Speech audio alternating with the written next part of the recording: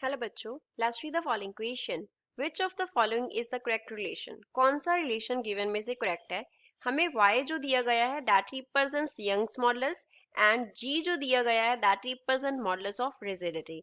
Relation क्या दिए गए हैं? y is less than g, y is greater than g, y is equals to g और none of these. So first of all, we will talk about the key concept used in the question. इस question में क्या key concept use हो रहा है? तो question में पहले हम देखते हैं कि स्ट्रेस एंड स्ट्रेन क्या होते हैं। स्ट्रेस एंड स्ट्रेन जो है वो क्या होते हैं, तब हम डिफाइन करेंगे Young's modulus and modulus of rigidity को। स्ट्रेस हमारे पास होता है deforming force applied, deforming force per unit area. Per unit area हम कितना डीफॉर्मिंग फोर्स अप्लाई कर रहे हैं that is known as stress. And strain क्या होता है, ये हमारे पास रिप्रेजेंट करता है चेंज इन डिमेंशन को।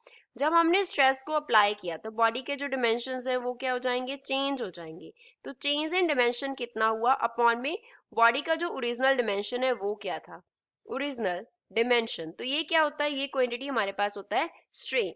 अब हम यंग्स मॉडुलस को डिफाइन करते हैं। Y here represents Young's modulus. Young's modulus क्या होता है, जब हमने स्ट्रेस अप्लाई किया तो टेंसाइल और कंप्रेसिव जो स्ट्रेस होता है, टेंसाइल और कंप्रेसिव जो स्ट्रेस होता है, तो उस केस में कितना स्ट्रेन प्रोड्यूस हुआ, उस केस में कितना स्ट्रेन प्रोड्यूस हुआ उसे हम बोलते हैं यंग्स मॉडुलस।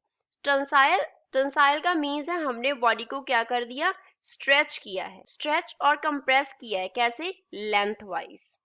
बॉडी की हम लेंथ पे इफेक्ट डाल रहे हैं तो कितना लेंथ वाइज उसमें स्ट्रेन प्रोड्यूस होगा that is known as Young's modulus. अब मॉडुलस ऑफ रिजिडिटी क्या होता है, जी को हम डिफाइन करते हैं एज shear स्ट्रेस अपॉन में होता है shear स्ट्रेन, अपॉन में क्या होता है, shear स्ट्रेन। अब ये क्या होता है हमारे पास, shear stress upon shear strain. shear stress हम तब बोलते हैं जब हमने क्या किया, डीफॉर्मिंग फोर्स अप्लाई किया, डीफॉर्मिंग फोर्स अप्लाई किया एंड उस डीफॉर्मिंग फोर्स की वजह से बॉडी के डिमेंशंस नहीं चेंज हुए लेकिन उसका जो लेंथ है वो, उसका जो शेप है वो चेंज हो गया।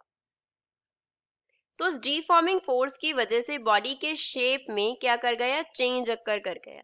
तो बॉडी के शेप में जो चेंज आता है that is known as the modulus of rigidity. अब हम बात करते हैं इन दोनों के रिलेशन के बारे में। इनका रिलेशन क्या होता है, वाई यंग्स मॉडुलस जो है वो इक्वल होता है 2 into G modulus of rigidity into 1 plus sigma के। अब ये इनका रिलेशन होता है। यहाँ पे जो सिग्मा है वो क्या डिनोट कर रहा है, sigma here denotes Poisson's ratio, sigma Poisson's ratio को डिनोट करता है। पॉइजन्स रेशियो जो है वो क्या होता है, पॉइजन्स रेशियो हमें बताता है कि जब हमने डीफॉर्मिंग फोर्स अप्लाई किया तो उस फोर्स के परपेंडिकुलर डायरेक्शन में कितना डिफॉर्मेशन हुआ, परपेंडिकुलर डायरेक्शन में कितना डीफॉर्मेशन हुआ that is known as Poisson's ratio. से हम पॉइजन्स रेशियो बोलते हैं। कैसे? जैसे सपोज हमारे पास ये बॉडी है, अब इस पे जो हमने फोर्स अप्लाई किया था वो इस डायरेक्शन में किया था, लेकिन इसमें जो इफेक्ट पड़ा वो हम इस डायरेक्शन में मेजर कर रहे हैं। इस डायरेक्शन में हमने क्या अप्लाई किया है, फोर्स अप्लाई किया है, और इस डायरेक्शन में इस फोर्स का इफेक्ट और वी कैन से इस फोर्स की वजह से जो डीफॉर्मेशन हुआ उसको हम स्टडी कर रहे हैं। तो परपेंडिकुलर टू द फोर्स की डायरेक्शन के परपेंडिकुलर जो डिफॉर्मेशन होता है दैट इज पॉइजन्स रेशियो। अब यहाँ पे अगर हम देखें तो g के साथ कुछ फैक्टर मल्टीप्लाई होता है तब हमारे पास y का वैल्यू आता है।